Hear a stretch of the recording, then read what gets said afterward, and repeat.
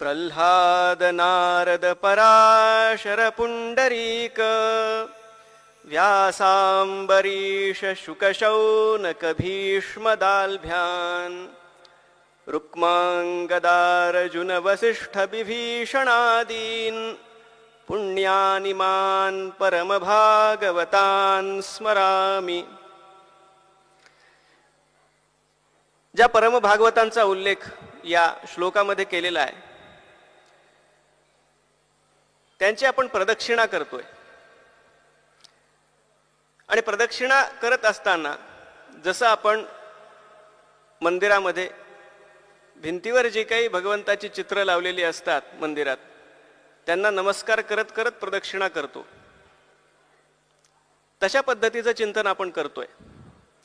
कारण यातलं प्रत्येकाचं चरित्र हे विलक्षण आहे. काल आपण महाभागवत प्रल्हाद, देवर्षी नारद आणि एक प्रकारे वंश परंपरेनुसार महर्षी वशिष्ठ, पराशर आणि भगवान वेदव्यास या 5 जणांच्या चरित्राचं म्हणू, उपदेशाचं म्हणू, अवलोकन करण्याचा प्रयत्न केला. काल आपण पाहिलं भगवान वेदव्यासांना ज्या प्रकारे देवर्षी नारदांनी भगवत भक्ती विषयक आपण लेखन करावं अशी प्रेरणा दिली, म्हणजे आपल्या मनाला शांती मिळेल. समाधीना अनुस्मरतद विचेष्टितम.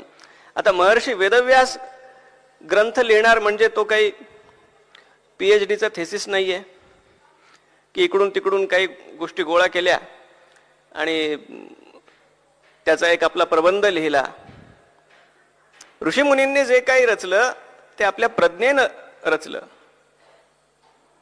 त्या शम्याप्रास आश्रमामध्ये जिथं सरस्वती नदी प्रवाहित आहे, साक्षात सरस्वती आहे, तिचं आचमन करून भगवान वेदव्यास जेव्हा ध्यानस्थ झाले आणि समाधी अवस्थेमध्ये त्यांनी जे काही पाहिलं ते श्रीमद भागवताच्या रूपामध्ये अवतीर्ण झालं. समाधी भाषा व्यासस्य हेच भागवताचं वर्णन आहे.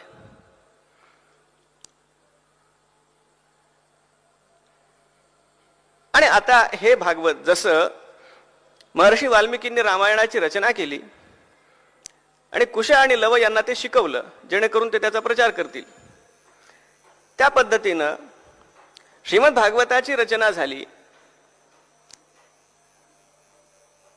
आणि व्यासांच्या गृहस्थाश्रमाला ज्यानं पूर्णता आली अशी घटना घडली. शुकदेवांचा जन्म झाला. पण जसं मी काल म्हणालो, शुकदेव हे जन्मतः विरक्त आहेत, ते जीवनमुक्तच आहेत. आणि म्हणून कथा अशी आहे की जन्मल्या जन्मल्या ते आश्रमातून बाहेर पडले, चालायला लागले, निघून गेले. त्यांची अवस्था 12 वर्षांची होती असं आपल्या पुराणांनी सांगून ठेवलंय. निघाले, स्वाभाविकपणे निघाले. कशाचा तरी उबग येऊन घरातून निघणं वेगळं, ते तात्पुरतं असतं. त्याला आपल्याकडे स्मशान वैराग्य नावाचा एक शब्द आहे. स्मशान भूमीमध्ये गेलं की प्रत्येक जण विरक्त होतो. काय खरं नाही हो माणसाचं. तिथं सगळ्या चर्चा लगेच घडीकडे पाहतो, चला मला अमुक काम करायचंय, निघाला तिथून. हे वेगळं. जन्मतः या मायेनं ज्याला स्पर्शच केला नाही अशी शुकदेवांची अवस्था आहे. ते निघाले आणि वर्णन असं आहे, फार गमतीशीर प्रसंग आहे. भगवान वेदव्यास त्यांच्या मागोमाग निघाले. पित्याचं हृदय, आपला मुलगा वनात जातो जन्मल्या जन्मल्या. अरे अजून नामकरण म्हटलं तर झालेलं नाहीये, कुठला संस्कार झालेला नाहीये.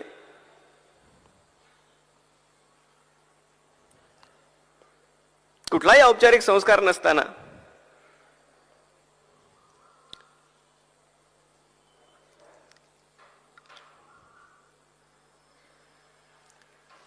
अरे बाळा अरे शुका असं म्हणून ते त्याला संबोधतायत खरं. आणि हे सांगण्याचा प्रयत्न करतायत, समजावतायत की आधी संस्कार असतात, आधी ब्रह्मचर्य आश्रम असतो, मग गृहस्थ असतो, वानप्रस्थ असतो, मग संन्यास आश्रम असतो. पण ते काही ऐकण्याच्या मनस्थितीतच नाहीयेत. यम प्रव्रजंत मनुपेतमपेत कृत्यम द्वैपायनो विरह कातर आजुहाव पुत्रेति तन्मयतया तरवोभिनेदुः तम सर्वभूत हृदयम मुनिमानतोस्मि. अरे बाळा थांब, अरे बाळा थांब असं म्हणून भगवान वेदव्यास शुकदेवांच्या मागोमाग जात आहेत. खरे शुकदेव मागे पाहत नाहीयेत. भगवान वेदव्यासांच्या हाकेला ओ कोण देतय? झाडं, वेली, दगड यांच्यामधून प्रतिध्वनी येतोय, प्रतिसाद येतोय. तम सर्वभूत हृदयम. त्यांची अवस्थाच ही आहे की शुक ही फक्त तेवढी दिसणारी आकृती नाहीये. सगळ्या चराचरात तेच आत्मतत्व भरलेलं आहे. अशा अवस्थेतला तो महात्मा आहे. पुढे एक प्रसंग असाही घडला की एका सरोवरामध्ये अप्सरा स्नान करत होत्या आणि किशोरवयीन हे शुकदेव दिगंबरावस्थेमध्ये तिथून पुढे गेले. त्यांच्या मागोमाग भगवान वेदव्यास चालले. भगवान वेदव्यासांना जसं पाहिलं, अप्सरांनी त्या पाण्याबाहेर येऊन कशीबशी आपली वस्त्र परिधान करण्याचा प्रयत्न केला, लज्जा रक्षण केलं. भगवान वेदव्यासांनी विचारलं, नाही एवढी मर्यादा तुमच्यामध्ये आहे हे कौतुकास्पद आहे की मला पाहून आपण आपली वस्त्र वगैरे सावरली, पण माझा किशोरवयीन मुलगा हा आता दिगंबर अवस्थेत तिथून गेला, त्याला पाहून तुम्हाला काही लाज, काही मर्यादा काही वाटल्या नाही, काही भान राहिलं नाही? त्या अप्सरांनी सांगितलं, महाराज आपण विद्वान आहात ही खरी गोष्ट आहे, ऋषी आहात, पण निदान स्त्री पुरुष हा फरक तरी आपल्याला कळतो. पण आपल्या मुलाची जी अवस्था आहे ती अशी आहे की त्यांना जड चेतन वगैरे हा सुद्धा फरक कळत नाही. स्त्री पुरुष दूरची गोष्ट आहे. भगवान वेदव्यासांना आपल्या मुलाची योग्यता कळली. तिथून ते माघारी गेले. शुकदेव आता जाऊन एका गिरिकंदरामध्ये आता ध्यानस्थ होऊन बसले असंही म्हणण्याची आवश्यकता नाहीये. ध्यान ही फार मागची पायरी आहे. ते अखंड समाधीस्थच आहेत. जाऊन बसले आणि गोष्ट अशी घडली. भगवान वेदव्यासांनी आपलं श्रीमद भागवत आपल्या काही शिष्यांना शिकवायला सुरुवात केली होती. त्यांचे काही शिष्य त्या वनामध्ये समिधा गोळा करण्यासाठी जातात आणि नेमके जिथं शुकदेव बसलेले आहेत त्या गुहेबाहेर येऊन ते समिधा गोळा करण्याचं काम करतायत. ते काम करत असताना भागवतामधले काही श्लोक गुणगुणतायत. आतमध्ये त्या गुहेत शुकदेव बसलेले आहेत आणि त्यांच्या कानावर जसा एक श्लोक पडला, बरहा पीडम नटवर वपुः कर्णयोः कर्णिकारं बिभ्रद्वासः कनक कपिशं वैजयन्तीं मालां रन्ध्रान् वेणोरधर सुधया पूरयन् गोपवृन्दैः वृन्दारण्यं स्वपदरमणं प्राविशद्गीतकीर्तिः. भगवान कसे नटून थटून त्या वृंदावनामध्ये प्रविष्ट झाले याचं वर्णन करणारा तो श्लोक. कुणाच्या तरी कंठातून तो श्लोक आलेला आहे. जसा कानावर तो शुकदेवांच्या आला, आता वास्तविक समाधीस्थ आहेत, देहभान नाहीये, पण त्या श्लोकाने ते एकदम भानावर आले. आता त्यांना काही ही भावना करायची नाही. आपण जेव्हा ध्यान करतो, भगवंताच्या रूपाची कल्पना करतो, ती भावना करतो, मग मानस पूजा करतो.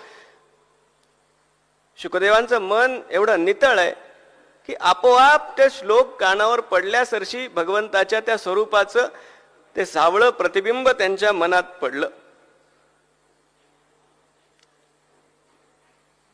आणि ती समाधी अवस्था कुठल्या कुठे निघून गेली. त्यांना त्या रूपाची ओढ लागली. ती निर्गुण निराकाराशी त्यांचं असलेलं ते तादात्म्य कुठल्या कुठं निघून गेलं. सगुण साकाराच्या दर्शनाची ओढ लागली. जगद्गुरु तुकोबाराजे म्हणतात ना, खोटवीन लाळ ब्रह्मज्ञान्या हाती मुक्ता आत्मस्थिती सांडवीन. हे म्हणजे काय ते शुकदेवाने अनुभवलं. ते बाहेर आले आणि त्यांनी विचारायला सुरुवात केली, हे तुम्ही काय म्हणत होतात आता? त्या शिष्यांनी सांगितलं, आम्ही असे असे भागवतातले श्लोक म्हणतो आणि असे पुष्कळ श्लोक आमच्या गुरुदेवांकडे आहेत. इथं शुकदेवांच्या लक्षात आलं आपण काय सोडून इकडे वनात आलो. आणि ते परत त्या शम्याप्रास आश्रमामध्ये आले आणि भगवान वेदव्यासांच्या जवळ बसून त्यांनी ते सगळं भागवताचं अध्ययन केलं, ते आत्मसात केलं. कशी सगुणाची ओढ त्यांना लागली. पुढे ते स्वतः परीक्षितासमोर व्यक्त होतात. परिनिष्ठितोपि नैर्गुण्यम उत्तम श्लोक लीलया गृहीत चेता राजर्षे आख्यानम यदधीतवान.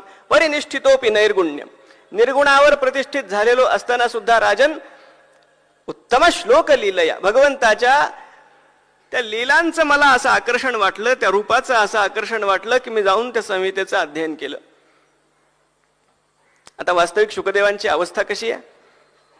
माऊलीने जे ज्ञानेश्वरीत सांगितलंय, हे विश्वची माझे घर ऐसी मती जयाची स्थिर किंबहुना चराचर आपणची जाहला. चराचर आपणची जाहला. चराचरात माझ्या व्यतिरिक्त दुसरं काही नाहीच आहे. स्वपर असा कुठला भाव नाहीच आहे. सगळीकडे एक मी भरलेलो, एक आत्मस्थिती आहे. या अवस्थेत असणारे शुकदेव, पण त्याच्या पुढचीच ओवी आहे, मग याही वरी पार्था, मग याही वरी पार्था माझिया भजनी आस्था तया ते मी माथा मुकुट करी. याही वरी, ही अवस्था प्राप्त झाल्यानंतर सुद्धा काही शिल्लक राहत असेल तर ती भक्ती आहे. आत्मा रामाश्च मुनयो निर्ग्रंथा अप्युरुक्रमे कुर्वन्त्य हेतुकीं भक्तिं इत्थं भूत गुणो हरिः. आत्मा रामाश्च मुनयो, ही ज्ञानोत्तर भक्ती आहे. एक गोष्ट आपण लक्षात घेतली पाहिजे यावरून. आपण सहज बोलता बोलता म्हणतो किंवा ऐकतो की कर्म, ज्ञान, योग, भक्ती ही भगवंतापर्यंत पोहोचण्याची साधन आहेत आणि त्यातही सर्वसामान्यांसाठी सर्वात सुलभ अशी भक्ती आहे. पण या शुकदेवांच्या अनुभवावरून हे आपण लक्षात घेतलं पाहिजे की भक्ती फक्त साधन नाहीये, भक्ती साध्य आहे. ही भक्ती जया भक्तीची येतुली प्राप्ती, जे कैवल्याते परवते सर म्हणती. अहो, या मृत्यू लोकातल्या सगळ्या भोगांपासून ब्रह्मलोकापर्यंतची गोष्ट काय सांगता? या भक्तांना मुक्ती सुद्धा नकोय.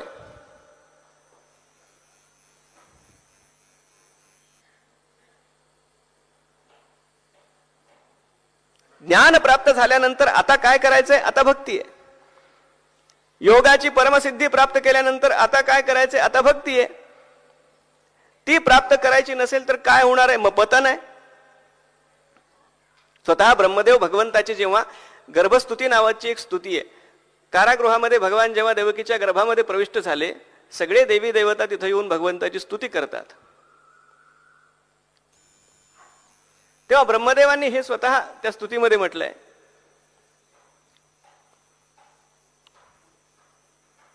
तो योगी असो, ज्ञानी असो किंवा अन्य कुठल्या मार्गाने येणारा असो, भक्तीचं आलंबन घेतलं नाही तर त्याचं पतन निश्चितपणे होतं.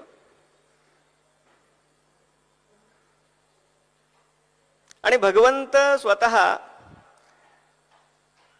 इतर कोणाची जबाबदारी घेत नाहीत. आपण ज्ञानेश्वरीत जरी पाहिलं,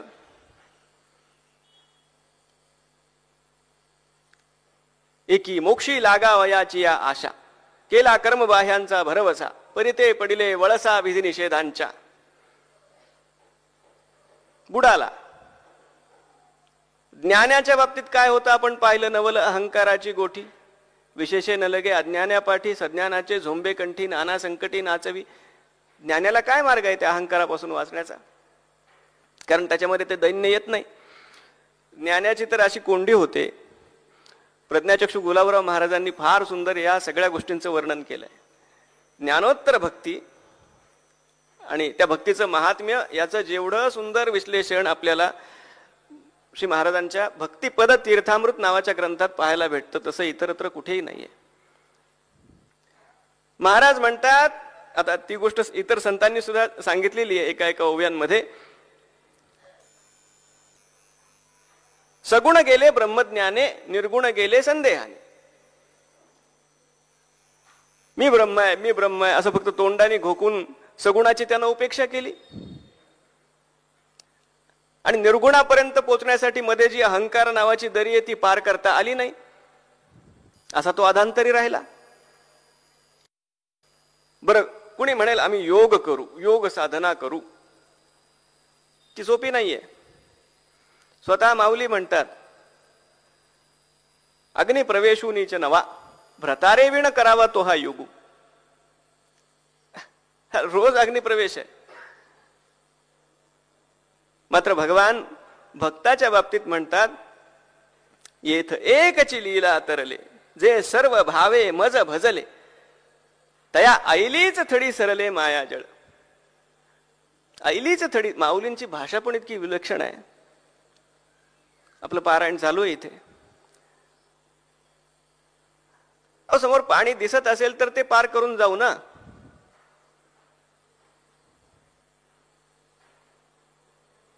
भगवान आचार्य म्हणतात, प्रमाणम भवाब्धेरिदम मामकानाम नितंबः कराभ्याम धृतो येन तस्मात. पांडुरंगाने कमरेवर हात यासाठी ठेवलेत की हे भवसागर हा माझ्या भक्तांसाठी एवढा आहे. माऊली म्हणतात तेवढा पण नाहीये. ऐलीच थडी सरले. आता पार काय करायचं? श्रीमद भागवतामध्ये सुद्धा 11व्या स्कंदात धावन निमील्य नेत्रेपी न पते न स्खले देह. अगदी डोळे झाकून कुणी धावायला लागला या भक्तीच्या मार्गावर तरी तो न कुठे पडेल न कुठे अडखळेल. पण जे जेवढं सोपं असतं त्याची तितकी उपेक्षा होते. म्हणून कुठेतरी आपल्याला वाटतं भक्ती मार्ग साध्या सुध्या लोकांसाठी आम्ही काहीतरी विशेष आहेत आणि विशेष असल्यामुळे आम्ही काहीतरी विशेष साधन करणार. कितीही सगळी विशेष साधनं आपण केली तरी काही ना काही शेष राहणारच आहे. ती भक्ती आहे, त्याशिवाय पूर्णता नाहीये.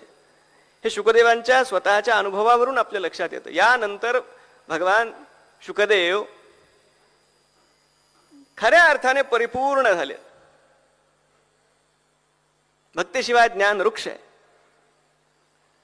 आता शुकदेव जिथं जातात त्यांचं वर्णन येतं, प्रेमणा पठन भागवतम शनै शनै. ते भागवत अखंड गुणगुणत चालले.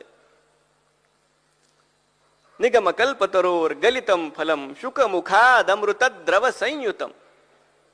शुकमुखादमृतद्रव रसाळ आहे भागवत.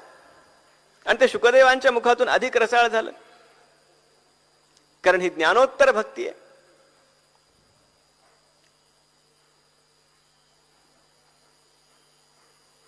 शुकदेवांनी गंगा तीरावर परीक्षिताला धन्य केलं. त्याला श्रीमद भागवताचं श्रवण करवलं. अनुभवातून आलेलं ते त्यांचं वक्तृत्व.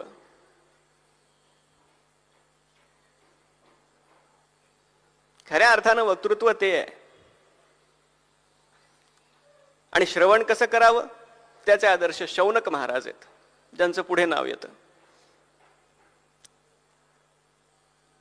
शौनकांच्या विषयी अन्य माहिती काही संकीर्ण आपल्याला मिळू शकते, पण भागवत कथेमध्ये आपण त्यांचं नाव तसं ऐकलेलं असतं.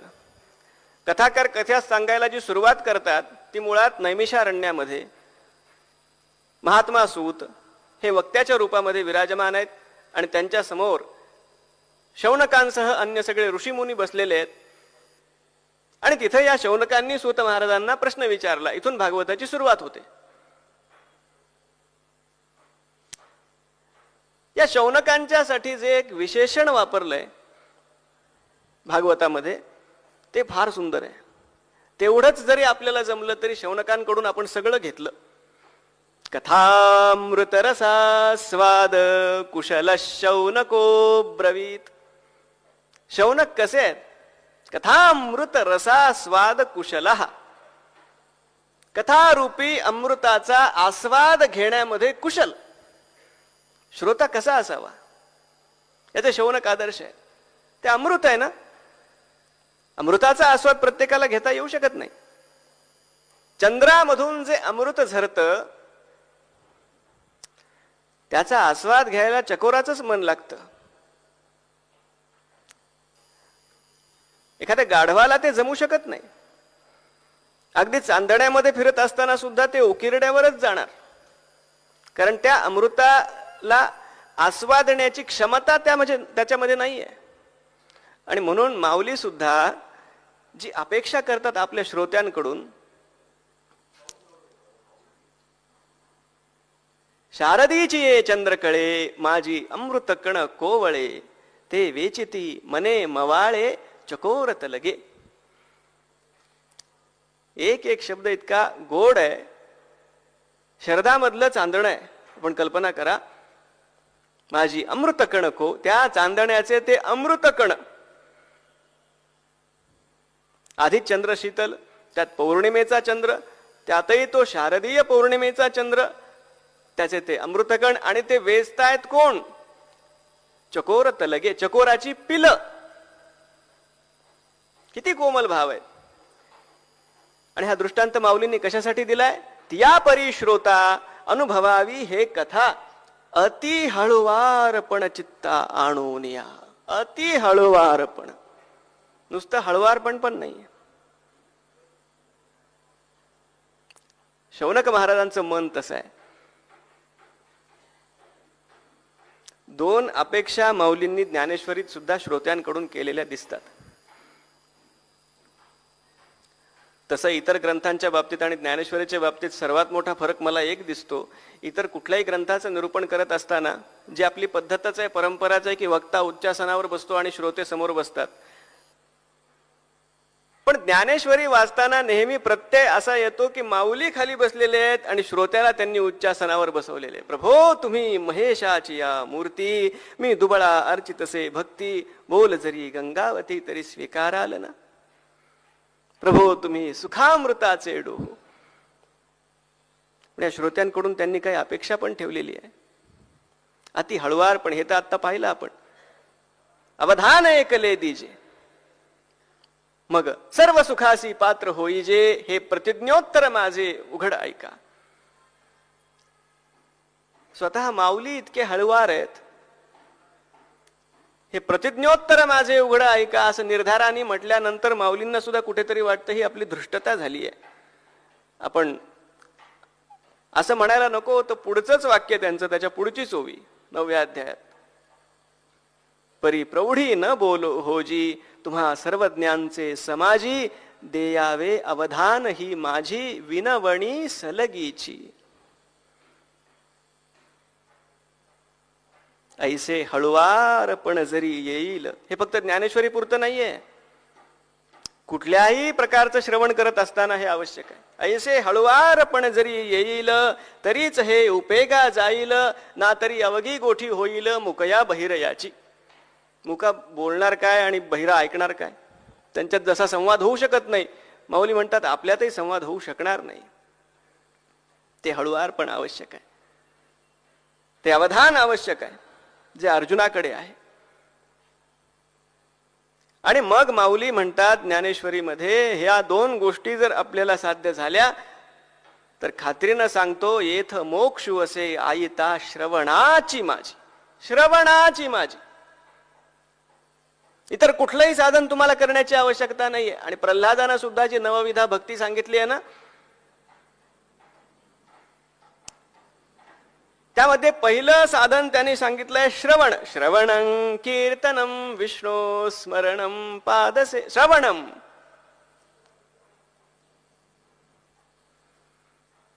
आणि ते कसं श्रवण व्हावं? भागवतकार म्हणतात, कथम विना रोम हर्षम द्रवता चेतसा विना, विनानंदाश्रुकलया शुद्धेत भक्त्या विनाशया.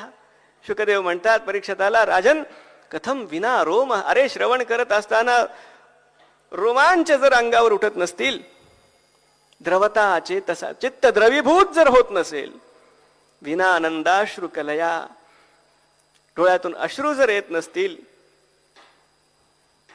कथम शुद्धेत भक्त्या विनाशया चित्त शुद्धी कशी होईल?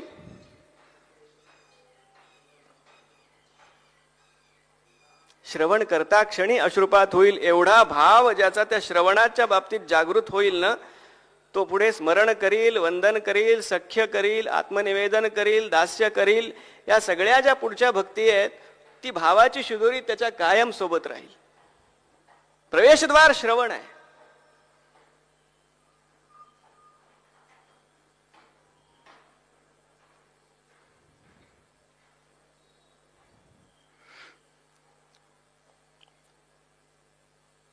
कथामृत रसास्वाद कुशलः शौनकः. आता किती सांगावं. कपिल देव सुद्धा जे आपल्या आईला उपदेश करतात, कपिल भगवान श्रीमद भागवतामध्ये पहिलं साधन त्यांनी आपल्या आईला सुद्धा हेच सांगितलं, श्रवण.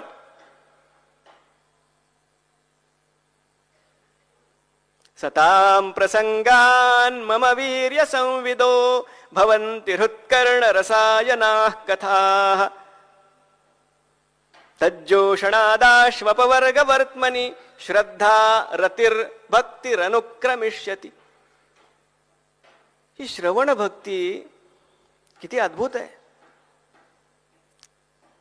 कपिल भगवान म्हणतात, संतांच्या संगतीमध्ये आई तुला माझ्या कथेचा लाभ होईल. भवन्ति हृत्कर्ण रसायनाः कथा. हृदयासाठी आणि कानांसाठी जे रसायन आहे अक्षरशः, अशा माझ्या कथा, त्यानं काय होईल? श्रद्धा जागृत होईल. हळूहळू ती श्रद्धा रतीमध्ये परिवर्तित होईल आणि शेवटी भक्तीमध्ये आविर्भूत होईल. श्रद्धा रतिर्भक्तिरनुक्रमिष्यति. आता तो आपला आजचा विषय नाहीये, त्यामुळे फार त्यावर मी विवरण करत नाही. आज घडी हातात राहून चालणार नाही, समोर ठेवावी लागणार आहे, कारण पोर्शन पुष्कळ आहे. शौनक कथामृत रसास्वादामध्ये कुशल आहे. ते श्रवण आपल्याला त्यांच्याकडून शिकायचं. तशा प्रकारचं हळुवारपण, तशा प्रकारचं अवधान.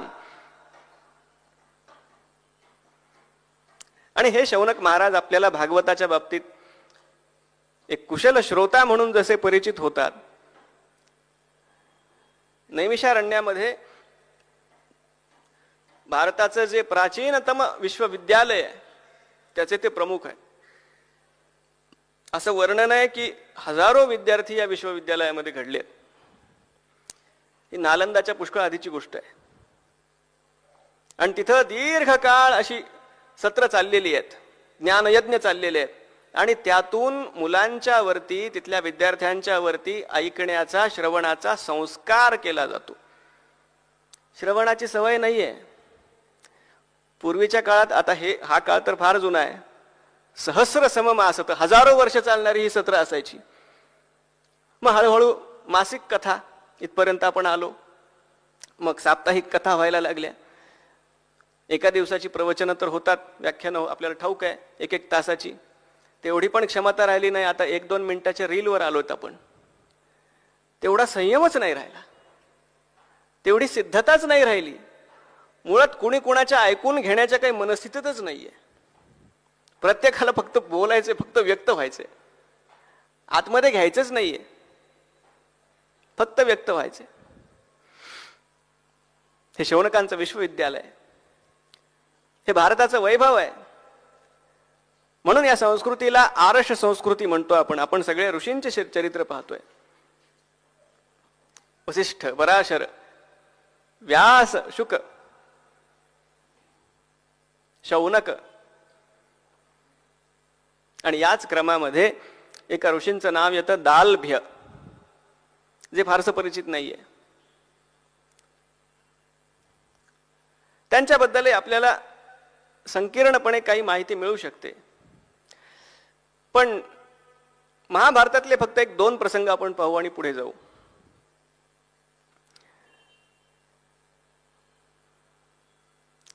हे दालभ्य मुनी ज्यांचं एक नाव बक असं सुद्धा आपल्याला पाहायला मिळतं.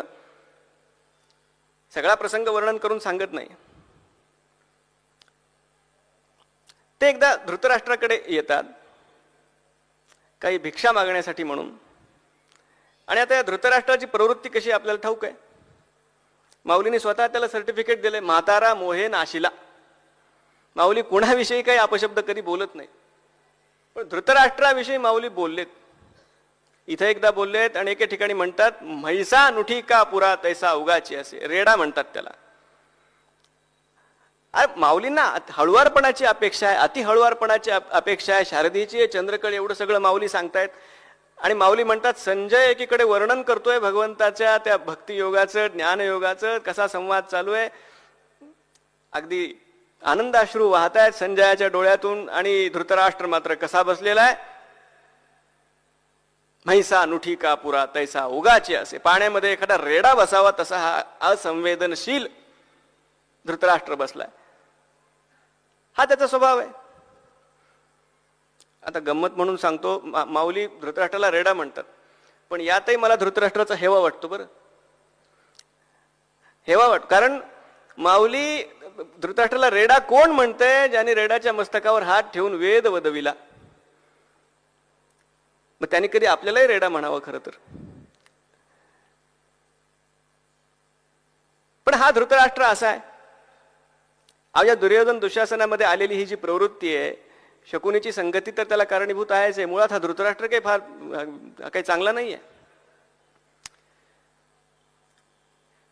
दालभ्य मुनी त्याच्या समोर येतात आणि जेव्हा त्याच्याकडे गोदान मागतात, मला काही गायींची आवश्यकता आहे. आता एक आपण लक्षात घेतलं पाहिजे, कौरवांच्या मध्ये आणि पांडवांच्या मध्ये जे अंतिम युद्ध झालं, ज्यामध्ये कौरवांचा पराभव झाला, मुळात कौरवांचं सेना सामर्थ्य पांडवांच्या पेक्षा पुष्कळ अधिक आहे. कौरवांच्याकडे एकाहून एक सरस असे योद्धे आहेत, पांडवांपेक्षा पुष्कळ अधिक आहेत. पांडवांकडे एक भीम आहे, एक अर्जुन आहे. कौरवांकडे भीष्म आहेत, द्रोण आहेत, कृपाचार्य आहेत, अमुक आहेत, तमुक सगळेच आहेत. बलाबलाचा विचार केला तर कौरव पुष्कळ पटीने सरस आहेत. पण त्या कौरवांच्या पराभवाची कारण शोधण्यासाठी एक मुद्दा जरी फक्त विचारात घेतला की या साधू संतांच्या बाबतीत कौरवांची वर्तणूक कशी आहे, धृतराष्ट्राची वर्तणूक कशी आहे, तेवढ्याहून आपल्याला त्या पराभवाची मीमांसा करता येईल. दालभ्य मुनी जातात, गोदान मागतात, मला काही गायींची आवश्यकता आहे. त्या काळचा तो धर्म होता की एखाद्या सत्पात्री, तपस्वी, कुणी ब्राह्मण, वेदपाठी, त्याची सेवा राजाने करायची असते. सेवा म्हणून त्याला दान द्यायची, काही भीक नाहीये. पण या धृतराष्ट्राला काय सुचलं कोण जाणो. दुर्बुद्धी ते मना कदा नुपजो नारायणा. काही गोमातांचा मृत्यू झालेला होता आणि मृत झालेल्या त्या गोमातांच्याकडे, गायींच्याकडे अंगुली निर्देश करून धृतराष्ट्र म्हणतो, या मी तुम्हाला दान देतो. अपमान झाला. आता दालभ्य हे स्वतः तपस्वी आहेत, महाभागवतच आहेत. व्यक्तिगत मानापमान नसतो अशा लोकांना, पण हा परंपरेचा अपमान आहे, हा त्यांच्या तपाचा अवमान आहे, त्यांच्या त्या गोमातांचा पण अपमान आहे. एखादा सात्विक माणूस जेव्हा चिडतो ना, तेव्हा त्या संतापानं होणारी हानी कोणाला परवडणारी नसते. दालभ्यांनी अभिचार यज्ञ केला, धृतराष्ट्राचं, त्याच्या राज्याचा सगळा अपकर्ष व्हावा यासाठी, त्याला दंडित करण्यासाठी. प्रत्येक ठिकाणी क्षमाशीलही राहून चालत नसतं भक्तांनी, आणि आपल्या ऋषीमुनींनी तसं धोरण ठेवलेलं पण नाहीये.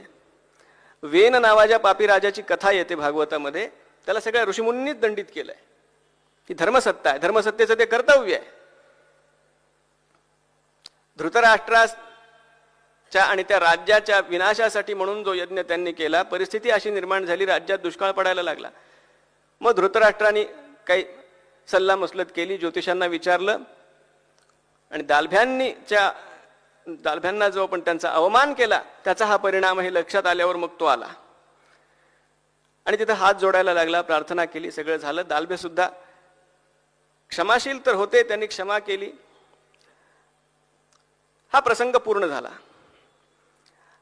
आता मला आपलं लक्ष वेधायचंय या गोष्टीकडं की हेच दालभे जेव्हा पांडवांच्याकडे गेले, तोही प्रसंग आहे महाभारतात. तिथे गेल्यानंतर त्यांनी चित्र काय पाहिलं? हा पांडवांचा वनवास आहे. ज्यूतामध्ये हरल्यानंतर जो वनवास त्यांनी स्वीकारला त्या वनवासाचा हा काळ आहे. द्वैत वनामध्ये सगळे पांडव आहेत आणि पांडव एकटे नाही आहेत. त्यांच्यासोबत कित्येक वानप्रस्थ, कित्येक तपस्वी, ऋषी, मुनी, वेदपाठी, ब्राह्मण हे सगळे त्यांच्यासोबत गेलेले आहेत. या सगळ्यांचं एवढं प्रेम या पांडवांच्या साठी आहे. ते आपली अनुष्ठानं करतायत, कथा करतायत, प्रवचन करतायत, वेदमंत्रांचा घोष होतो. हे सगळं चित्र जेव्हा दालभ्यांनी पाहिलं, युधिष्ठिरांशी त्यांचा जो संवाद झाला तो फार सुंदर आहे. आणि त्यात एक गोष्ट महत्वाची त्यांनी युधिष्ठिराला सांगितली, राजन, कुठल्याही व्यक्तीला जेव्हा आपला उत्कर्ष साध्य करायचा असतो तेव्हा फक्त लौकिक प्रयत्न करून भागत नाही, त्याच्या त्या प्रयत्नांना ईश्वरीय अधिष्ठान असणं आवश्यक आहे. ज्याला आपल्या समाजाचं भलं करायचंय, ज्याला व्यक्तिगत आपला उत्कर्ष साधायचा आहे किंवा आपल्या राष्ट्राला पुढे नेण्यासाठी ज्याला काही करायचंय, त्याच्या त्या कार्याला फक्त लौकिक प्रयत्नांनी यश मिळत नसतं. समर्थांच्या भाषेत हाच उपदेश सांगायचा झाला, वेळ फार नाही आपल्याकडे, पण सामर्थ्य आहे चळवळीचे, जो जो करील तयाचे, परंतु येथे भगवंताचे अधिष्ठान पाहिजे. आणि हा फरक आहे कौरवांच्या मधला आणि पांडवांच्या मधला.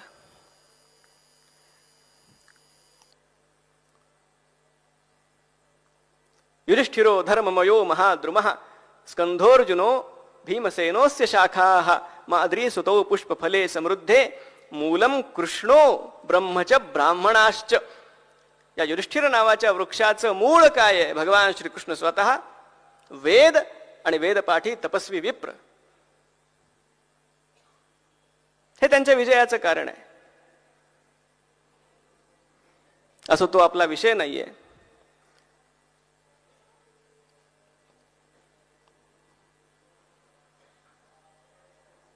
पण दालभ्यांनी युधिष्ठिराला आशीर्वाद दिले आणि त्याचं या गोष्टीसाठी कौतुक केलं की आपल्या पाठीशी ही सगळी तपाची शक्ती आहे.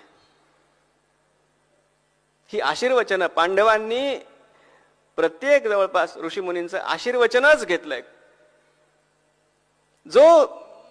जे मुनी त्यांच्याकडे येतील, जे कोणी विप्र येतील, जे कोणी अतिथी येतील, त्यांना ते संतुष्ट करतायत आणि त्याच्या शुभेच्छा मिळवतायत. ही पांडवांची न दिसणारी सेना आहे.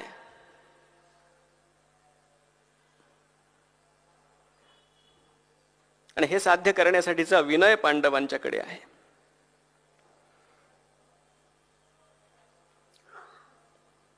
आपण सगळ्या ऋषीमुनींच्या संदर्भात त्यांचं दर्शन घेतलं, सगळं त्यांची चरित्र पाहिली. जसं मी म्हणालो काल की या सगळ्या मालिकेमध्ये जसे तपोवनातले ऋषी आहेत तसे राजर्षी सुद्धा आहेत, गृहस्थ सुद्धा आहेत, घरात राहणारे आहेत, वनात राहणारे आहेत, सगळ्यांचा याच्यामध्ये समावेश आहे.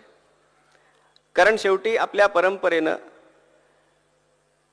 तुम्हाला परमात्मा पाहिजे असेल, आत्मज्ञान पाहिजे असेल तर वनातच गेलं पाहिजे अशा प्रकारचा कुठलाही आग्रह धरलेला नाहीये. आणि धन्य आपण महाराष्ट्रीय आहोत, जिथं ही वारकरी संप्रदायाची परंपरा राहिलेली आहे. न लगे साधन जावे वनांतरा, सुखे येतो घरा नारायण असं सांगणारी.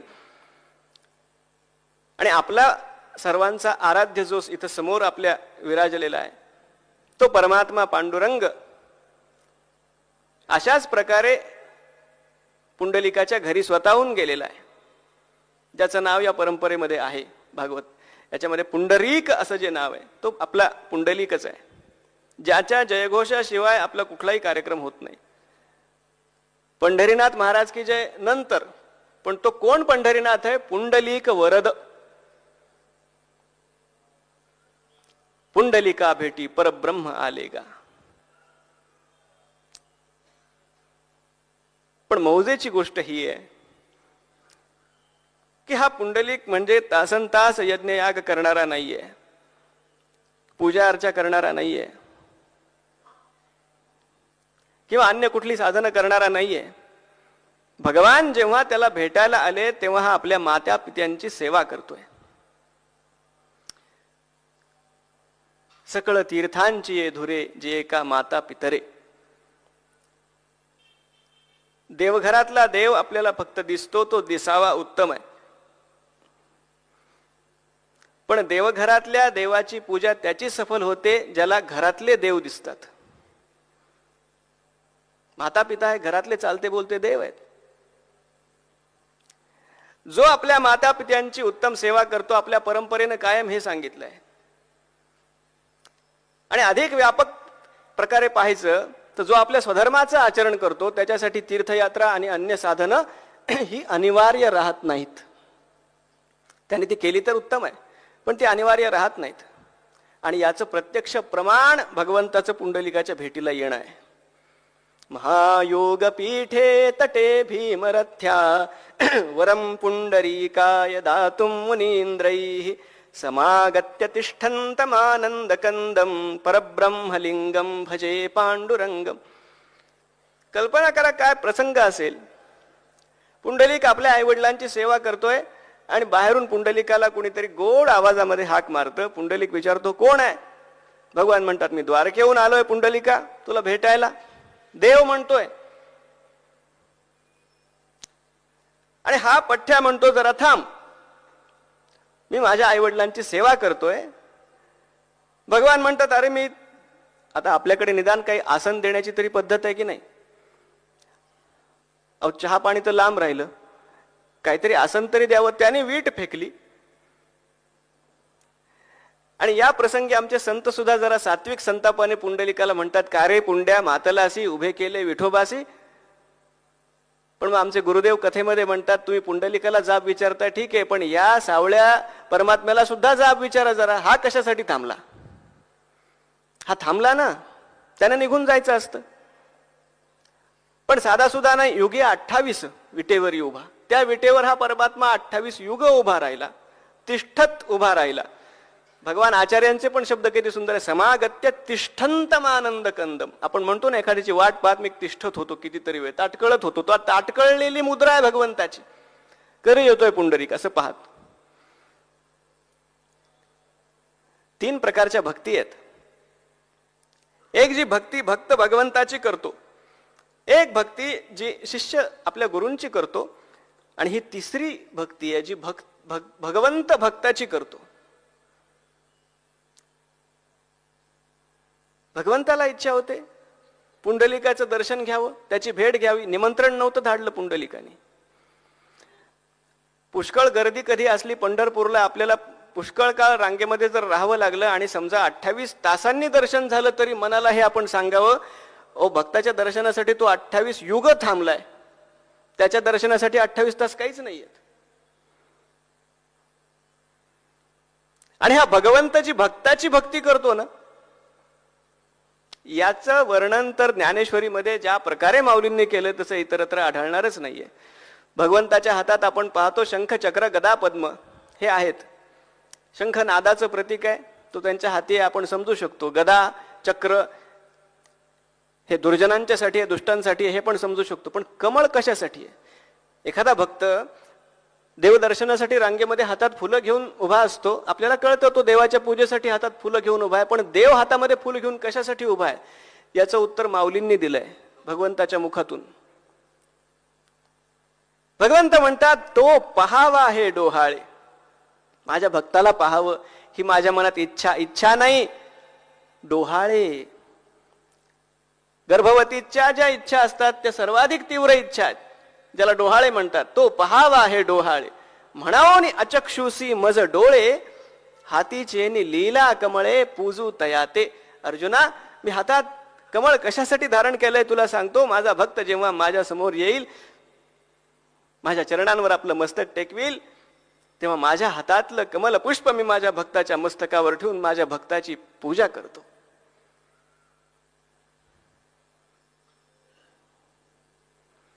अकराव्या स्कंदात इतका सुंदर श्लोक आहे. निरपेक्षम मुनिम शांतम निर्वैरम समदर्शनम अनुव्रजाम्यहं नित्यम पूयेत्यंघ्रि रेणुभी.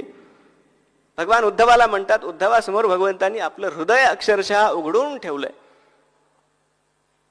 भगवान म्हणतात, उद्धवा मी माझ्या भक्ताच्या मागोमाग चालत राहतो. अरे कशासाठी? त्याचं रक्षण करण्यासाठी नाही, रक्षण करण्याची आवश्यकता नाहीये. भक्त निर्भय असतो. कशासाठी भगवान मागोमाग चालतात? पूजेत्यंघ्रि रेणुभी. उद्धवा त्या माझ्या भक्ताच्या उडणाऱ्या पायधुळीनं मी पवित्र व्हावं यासाठी मी त्याच्या मागोमाग चालतो. ज्याच्या चरणाचं तीर्थ असलेल्या गंगेला मस्तकावर धारण केल्यामुळं शिवशिवोभूत पवित्रतम भगवान महादेवांना पवित्र झाल्यासारखं वाटतं, ते भगवान म्हणतात माझ्या भक्ताच्या पायधुळीनं मी पवित्र होतो. हा भगवंताच्या मनातला आपल्या भक्तासाठीचा भाव आहे. ही भक्ताची भक्ती आहे. अहो आपली भक्ती काहीच नाही, आपलं प्रेम काहीच नाही. कित्येक पटीनं भगवान आपल्यावर प्रेम करत असतात. म्हणून अर्जुनाला सुद्धा भगवान म्हणतात माम अनुस्मर. अनुस्मराचा अर्थ सांगतो, फक्त पुढे जायचंय आपल्याला. अनुस्मर, तू पण आठवण काढ की अर्जुना माझी कधीतरी. माझं स्मरण कर असं नाही म्हटलेलं, स्मर म्हटले असते. अनुस्मर, तूही आठवण. आपल्या भाषेत सांगायचं तर अरे रिप्लाय करत जा की कधीतरी. मी तीच भाषा आहे भगवंताची. तूही माझी आठवण काढ कधीतरी. प्रतिजाने प्रियोसी मे, तू मला अत्यंत प्रिय आहेस अर्जुना. हे प्रत्येक भक्ताला भगवान म्हणतात. अर्जुनाची गोष्ट सोडा, इथं अर्जुन बाजूलाच ठेवून द्यायचा, आपण स्वतःला तिथे ठेवायचं. इथं पुंडलिक बाजूला ठेवून आपण स्वतः तिथं बघायचं, माझ्यासाठी माझा परमात्मा उभा आहे, तो माझी वाट पाहतोय. आणि हे पुंडलिकानं ज्या गोष्टीनं साध्य केलं तो ते त्याचं स्वधर्माचरण आहे. एक आणखीन थोडस सांगतो. असं बघा, आपण समजा जप करत बसलोय आणि परमात्मा दारावरती आला साक्षात दर्शन देण्यासाठी. हातातली माळ आपोआप आपल्या सुटेल, आपण धावत पळत जाऊ. नाही, तिथं अगदी दूधवाला जरी आला तरी सुटेल, त्याचा प्रश्न नाहीये. पण साक्षात भगवंतच जर आला तर ती माळ सुटून जाईल. आणि यात काही अपराध नाहीये. ती माळ कशासाठी आहे? ते साधन आहे, त्या परमात्म्यासाठी आहे. तिथं काय आपण माळ घेऊन बसणार, साक्षात परमात्मा आला तर ती आपोआप सुटून जाईल. गोपींची कामं आपोआप सुटली. जे साधन आहे ते साध्य समोर आलं की सुटून जातं, हे स्वाभाविक आहे. पलीकडे गेलं, पलीकडच्या तीरावर की नाव सुटून जाते. इथं पुंडलिक का गेला नाही, मला याच्याकडे लक्ष वेधायचंय आपलं. माता पित्यांची सेवा हे परमात्मा प्राप्तीचं साधन म्हणून पुंडलिक करत नाहीये. तसा असतो तो पळाला असता दर्शनासाठी. माता पिता काय साधन आहेत फक्त, त्यातून मला पुण्य मिळेल मग मी परमात्म्याची प्राप्ती करून घेईल. अहो अशा भावनेनं जरी सेवा केली तरी उत्तमच आहे, प्रश्न तो नाहीये. पण या पुंडलिकाचा भाव इतका उत्कट आहे की हे साक्षात माझ्यासाठी परमात्माच आहेत. मग समोर परमात्मा दर्शन देण्यासाठी आला, याच्यात त्याला काही फार आश्चर्यच वाटत नाही. कारण ज्यांची सेवा करतोय तेही परमात्मा स्वरूपच आहेत त्याच्यासाठी, म्हणून त्यानं वीट फेकली आहे. इतका उच्च भाव आपल्या स्वधर्माबद्दल ज्याचा असतो ना, तया सर्वात्मका ईश्वरा स्वकर्म कुसुमांची वीरा पूजा केली या होय अपारा तोषा लागी. भगवान नुसतं तोषा लागी नाही, कुठल्याही संतानं आपला स्वधर्म सोडला नाही. अर्जुनाला भगवान कानी कपाळी ओरडून यासाठी सांगतायत युद्ध कर. ही पूजा आहे जी तू टाकून पळतोयस. कर्मे येशू भजावा, याचा आदर्श पुंडलिक आहे. स्वधर्माचरणम. आणि याचीच उदाहरणं म्हणून आपल्याला राजर्षींची सुद्धा चरित्र या मालिकेमध्ये दिसतात. अंबरीश आहे, रुक्मांगद आहे,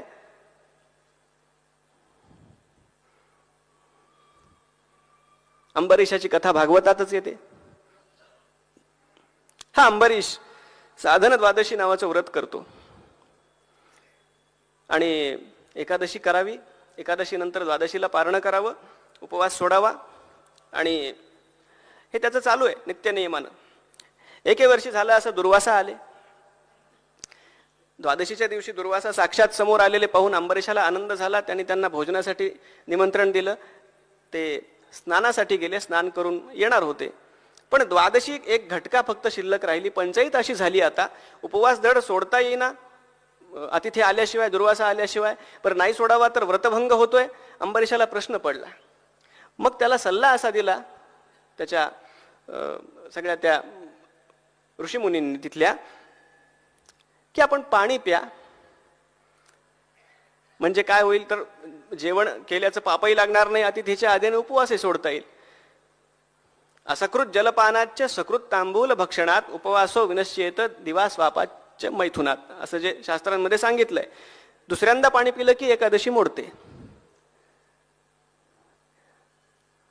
दुसऱ्यांदा पाणी पिलं की मोडते. बरं, आता चहा चालतो की नाही हा पुढचा प्रश्न आहे. म्हणजे आपला उपवास आहे फार वेगळं शास्त्र आहे आपलं. 108 प्रकारची पक्वान नाही उपवासाची आपली. म्हणजे अगदी गमतीनं म्हणायचं झालं तर काय आपलं एकादशी पर्व असतो, सुंदर असतं. साबुदाणा भगर आमटी पापड्याही तळाव्या, शेंगा दाणे गुळ मिसळलेल्या वड्याही मिळाव्या. पुन्हा तोंडी लावायला काहीतरी पाहिजे. तोंडी लावू चटणी मिरची, भाजणी थाल पिठे, केळी थोडी डझनभर, एकादशी पर्व मोठे, पुंडलिक वरद हरी विठ्ठल श्री ज्ञानदेव. एकदा पाणी पिऊन उपवास आहे फक्त अंबरीशाचा. अर्थात आपण तसा उपवास करावा अशी अपेक्षा संतांची पण नाहीये बरं का. उपवासाची आपण किती त्याच्याविषयी काही हे नाहीये. आपण उपवासाचे पदार्थ करावेत, उत्तम गोष्ट आहे. पण निदान त्या दिवशी तरी याच्यामध्ये तिखट कमी पडलं, याच्यात मीठ कमी पडलं हे राहू नये. पोटात जावे उपवासाचे पदार्थ, निदान त्या दिवशी डोक्यात राहू नये ती चव. एवढं केलं तर एकादशी सफल आहे. अंबरीशाचा तो उपवास. अंबरीशानं त्या सल्ल्यानुसार पाणी पिऊन उपवास सोडला. दुर्वासा संतापले. त्यांनी कृत्या निर्माण केली, शक्तिप्रयोग केला, अभिचार प्रयोग केला. कथा आपण तशी ऐकलेली असेल. सुदर्शन चक्र तिथं प्रगट झालं, जे अंबरीशाचं रक्षण करताय. त्यांनी कृत्येचा संहार केला आणि आता ते दुर्वासांच्या मागे लागलं. दुर्वासा सगळीकडे धावतायत. कैलासात गेले, काय उपयोग झाला नाही. ब्रह्मदेवानी त्यांची केस घेतली नाही. शेवटी ते वैकुंठात परत गेले. पण खरी त्यांच्या पायाखालची जमीन तेव्हा सरकली जेव्हा भगवान नारायण म्हणतात मी काही करू शकत नाही. दुर्वासा म्हणतात तुमचंच शस्त्र आहे ना ते, तुमचं अस्त्र आहे ते सुदर्शन. भगवान म्हणतात अरे पण मीच माझा कुठे आहे. हम भक्त पराधीनः ह्य स्वतंत्र इव द्विज साधुभिर ग्रस्त हृदयो. हम भक्त पराधीन. अहो महाराज मी माझ्या भक्तांच्या अधीन आहे. पुन्हा दुर्वासा अंबरीशाकडे आले. वर्षभर अंबरीशानं, या सगळ्यात वर्ष गेलं होतं, अंबरीशानं अन्नाचा कण ग्रहण केला नव्हता. तो म्हणतो महाराज आपण आलात, समाधान वाटलं, आपण जेवायला बसा. दुर्वासा म्हणतात अरे या शस्त्राला आवर, या सुदर्शनाला. ते मागं येत आहे. भक्ताचं हृदय कसं असतं पहा. आपल्या सगळ्या जीवनाचं तप अंबरीशानं पणाला लावलं आणि त्या चक्राला शांत केलं. अशाच प्रकारची व्रतनिष्ठा रुक्मांगदाजी आहे. हा रुक्मांगद नावाचा राजा जो सूर्यवंशातला आहे, अत्यंत उत्तम वैष्णव आहे. एकादशीचं व्रत करतो आणि त्याच्या राज्यात सगळेजण एकादशी करतात. आणि कथा असं सांगते की त्यामुळे झालं असं त्या राज्यातलं कोणी नरकात जाईना गेलं. मग यमराजांना वाटलं इतर सगळ्या राज्यातली मंडळी इथे येते पण याच्या राज्यातलं कोणी येत नाही. आता कथेचा भाग तो, त्यात रंजक अनेक गोष्टी असतात, त्या आपण सोडून देऊ. पण झालं असं, ब्रह्मदेवाने एक अप्सरा निर्माण केली आणि ती याच्याकडे पाठवली रुक्मांगदाकडे. मोहिनी असं तिचं नाव. हा रुक्मांगद तिला भुलला. तिच्याशी त्याचा विवाह झाला. तिला पाठवलेलंच यासाठी होतं की याचा व्रतभंग करायचा आहे. आणि झालं असं, एकादशीच्या दिवशी या मोहिनीनं सांगितलं की आपण एकादशी करायची नाही. रुक्मांगद म्हणतो हे तर शक्य नाही. ती ऐकायला तयार नाही. शेवटी त्या मोहिनीनं सांगितलं जर एक गोष्ट तुम्ही करत असाल तर तुम्हाला एकादशी करायला परवानगी आहे. तो म्हणतो सांग. ते म्हणते तुमचा मुलगा जो आहे धर्मांगद त्याचं शिर मला आणून द्या, त्याचा शिरच्छेद करा आणि मग एकादशी करा. धन्य हा रुक्मांगद आहे आणि धन्य त्याचा पुत्र आहे धर्मांगद, तोही सिद्ध झाला बलिदानासाठी. अशीच कथा शिवलीलामृतामध्ये सुद्धा येते चिलया बाळाची. जसं त्याने शस्त्र उगारलं भगवान स्वतः प्रगट झाले, त्याने त्याचा हात धरला, ते संतुष्ट झाले. आपण स्वीकारलेल्या व्रतावरची ही निष्ठा आहे. अंबरीश असेल, रुक्मांगद असेल, असे कित्येक आहेत. आता एक गोष्ट फक्त सांगून पुढे जातो. आपल्या मनात एक येऊ शकतं, जेव्हा आपण पराशरांची कथा ऐकतो की पराशरांच्या मनामध्ये सत्यवतीला पाहून विकार निर्माण झाला, किंवा रुक्मांगदाच्या मनामध्ये या मोहिनीला पाहून विकार निर्माण झाला. हे महाभागवत आहेत, यांच्या मनामध्ये विकार कसा काय निर्माण झाला? स्वाभाविक असं आपल्याला वाटू शकतं. जेव्हा एखाद्या शुद्ध वैष्णव अशा प्रकारच्या सिद्ध झालेल्या महापुरुषाच्या मनात विकार येतो, तेव्हा तो एकतर भगवंताची लीला म्हणून तो आलेला असतो, हे आपण आधी लक्षात घेतलं पाहिजे. कारण त्याशिवाय त्या व्रताचं महत्व सगळ्यांना कळू शकत नाही. या वैष्णवांचं कार्यच मुळात हे बोलिले जे ऋषी साच भावे वर्ताया. या परिस्थितीमध्ये सुद्धा आपण निष्ठा जर आपली पाळली तर कसा भगवंत आपलं रक्षण करतो, ते धर्मो रक्षती रक्षितः. आपल्या धर्माचं आपण रक्षण केल्यानंतर धर्म आपलं कसं रक्षण करतो आणि आपल्याला जे हवंय त्यापेक्षा कित्येक पटीनं देतो, हे सिद्ध करण्यासाठी म्हणून हा त्या लीलेचा भाग असतो. त्या विकारांनी या महापुरुषांचं पतन होत नाही. भक्ताचं कुठल्याही प्रकारे पतन होऊ शकत नाही. काही कालावधीसाठी त्याचा पतन झाल्यासारखं दिसलं जगाला तरी सुद्धा. ध्रुवाने सुद्धा क्रोधाच्या भरामध्ये यक्षांचा संहार केलेली कथा येते, पण तोच ध्रुव शेवटी काळपुरुषाच्या मस्तकावर पाय देऊन आपल्या दिव्य पदाला प्राप्त झाला. नमे भक्त प्रणश्यती. अशा प्रकारची व्रतनिष्ठा जी अंबरीशाची होती, जी रुक्मांगदाची होती. आणि एका राजाचं चरित्र येतं पुढे. अर्जुन असं इथे नाव आलंय. रुक्मांगदा अर्जुन वसिष्ठ. अर्जुन. आता हा अर्जुन म्हणजे पांडवांपैकी जो आहे तो नाहीये, कारण पांडव गीतेतलाच हा श्लोक आहे. आणि पांडव काय स्वतःच अर्जुनाला महाभागवत आहे म्हणून अर्जुन स्वतःच नाही म्हणणार. हा जो अर्जुन आहे तो चंद्रवंशातला एक राजा कृतवीर्य असं ज्याचं नाव आहे, ज्यानं संतान प्राप्तीसाठी पुष्कळ व्रतवैकल्य केली, अनुष्ठानं केली, आणि शुद्ध सात्विक असा गर्भ त्याच्या पत्नीला राहिला, आणि जो मुलगा त्याला झाला त्याचं नाव त्यानं अर्जुन ठेवलं. हा कृतवीर्याचा मुलगा म्हणून कार्तवीर्य अशा नावाने पण ओळखला जातो. कार्तवीर्य अर्जुन. याची कथा आपण जर पाहिली तर जे भागवतामध्ये पण येतं, अन्यत्रही आपण ऐकलं असेल की जमदग्नी जी घटना विश्वामित्र आणि वसिष्ठांच्या मध्ये घडली, कामधेनूचा लोभ झाला, विश्वामित्रांनी हट्ट केला तिला नेण्यासाठीचा, तसाच प्रकार या कार्तवीर्य अर्जुन याच्या बाबतीत पण झाला. जमदग्नींच्याकडे असलेल्या कामधेनूचा त्याला लोभ झाला, तो हट्टानं ती घेऊन पण गेला. त्यातून जे वाद झाले, कथेचा भाग आपण काही मुळातून पाहत नाही आहोत, पण परशुरामांनी जे जमदग्नी आणि रेणुका मातेचे पुत्र, भगवंताचे अवतार, त्यांनी या कार्तवीर्य अर्जुनाशी युद्ध केलं आणि त्याचा संहार केला, अशी कथा आहे. मग हा महाभागवत कसा? आता हा त्याचा जो प्रवास आहे, भक्तीचा जो प्रवास आहे, साधनेचा, तो कळण्यासाठी आपल्याला दत्त पुराणाकडे जावं लागतं. दत्त पुराणामध्ये या कार्तवीर्य अर्जुनाने जी साधना केली तिचं सविस्तर वर्णन आहे, अतिशय सुंदर वर्णन आहे. मुळात हा जेव्हा युवराज झाला कार्तवीर्य अर्जुन, आणि आता राज्य त्याला सांभाळायचं आहे असं सांगितलं गेलं, तेव्हा त्यानं एक फार सुंदर विचार केला. तो म्हणतो की राजा शेवटी माणूस आहे, तो आपलं राज्य प्रामाणिकपणे त्या राज्याचं प्रतिपालन करू शकेलच हे सांगता येत नाही. त्याची इच्छा किती असली तरी शेवटी मंत्रिमंडळाच्या हातात सगळं असतं, आणि आपण घेतलेले निर्णय त्या मंत्र्यांच्या माध्यमातून, अधिकाऱ्यांच्या माध्यमातून लोकांपर्यंत जातीलच हे सांगता येत नाही. माझ्या प्रजेचं पुत्रवत पालन मला 100% जर करता नाही आलं तर तो दोष माझ्या माथ्यावर येणार आहे. म्हणून ह्याला सुचलं काय? हा म्हणतो मला अतिमानवीय असं सामर्थ्य प्राप्त केलं पाहिजे, योग सामर्थ्य प्राप्त केलं पाहिजे. आणि जे यांचे कुलगुरू आहेत गर्गमुनी, त्यांनी त्याला सांगितलं तू भगवान दत्तात्रेयांना शरण जा. हा कार्तवीर्य दत्त महाराजांना शरण गेला. दत्तकृपेनं त्याला सहस्र बाहू मिळाले, 1000 हात मिळाले, ज्यामुळे त्याचं सहस्रार्जुन असंही नाव झालं.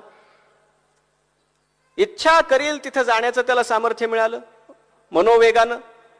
जो जिथं स्मरण करील तिथं हा जायला लागला. अपराध कुठेही याच्या राज्यात राहिला नाही. सुजलाम सुफलाम असं त्यानं राज्य या योग सामर्थ्याच्या बळावर केलं. त्यालाही तो शेवटी कंटाळला आणि आता आत्मज्ञान प्राप्त झालं पाहिजे म्हणून पुन्हा दत्तगुरूंच्याकडे गेला. पण आत्मज्ञान सहजासहजी मिळत नाही. काल आपण ऐकलं ना कीर्तनामध्ये, आपणासारखे करीती तात्काळ, पण ते इतकं सोपं नाहीये, प्रत्येकासाठी नाहीये. त्याला काही अधिकार बघितला जातो आधी. हा सहस्रार्जुन जेव्हा दत्तगुरूंच्याकडे गेला, पूर्ण सविस्तर वर्णन आहे. पूज्यपाद टेंबेस्वामी महाराजांनी हे दत्तपुराणात वर्णन केलं आहे. आधी तर दत्तगुरूंनी उपेक्षा केली, त्याच्याकडे लक्षच दिलं नाही, पण तो आपली सेवा करतोय.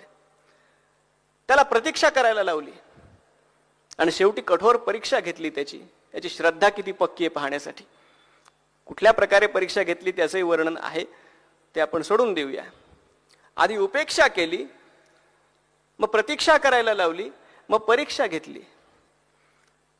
संतांच्या पाशी आपण जेव्हा जातो, सद्गुरूंच्या पाशी जातो, कृपा इतक्या सहजासहजी मिळत नाही. आधी उपेक्षा असते, मग प्रतीक्षा असते, मग परीक्षा असते आणि मग शेवटी कल्याणाची भिक्षा मिळते. सोपी नाहीये. अर्जुनानं ती मिळवली, साधना केली. क्रमाक्रमानं तो एवढा सिद्ध झाला की 1 वर्षभर तो समाधी अवस्थेमध्ये राहू लागला. सिद्ध झाला अर्जुन. आणि आता त्याला परत दत्तगुरूंनी आपल्या राज्यात पाठवलंय. त्याची इच्छा नाहीये जाण्याची, पण जे भगवान अर्जुनाला सांगतात, तू तुझं स्वधर्म कर. आणि इथून पुढे मग ते सगळं प्रकरण घडलं जमदग्नींच्या बाबतीतलं. इथेही हे लक्षात घेतलं पाहिजे की हा अर्जुन भगवंताच्या त्या लीलेमधलं एक पात्र बनला. वास्तविक तो महाभागवतच आहे, पण त्या लीलेमध्ये तो सहभागी झाला. त्यानुसार त्याचा परशुरामांच्या हातून त्याचा अंत झाला. पण या अर्जुनाकडून आपल्याला हे शिकता येतं की मनाचा आपल्या निर्धार किती पक्का पाहिजे. कुठल्याही प्रकारे त्याच्या मनामध्ये कधी विकल्प आला नाही. जसा हा अर्जुन आहे, याचं जसं चरित्र आहे, तसं विभीषणाचं पण यात नाव आहे. विभीषण आपल्याला परिचित आहे. रावण, कुंभकर्ण आणि विभीषण. अगदी सोप्या भाषेत सांगायचं तर हे तिघे भाऊ म्हणजे सत्वगुण, रजोगुण आणि तमोगुण आहेत. रावण रजोगुण आहे. तो कधी स्वस्थ बसत नाही.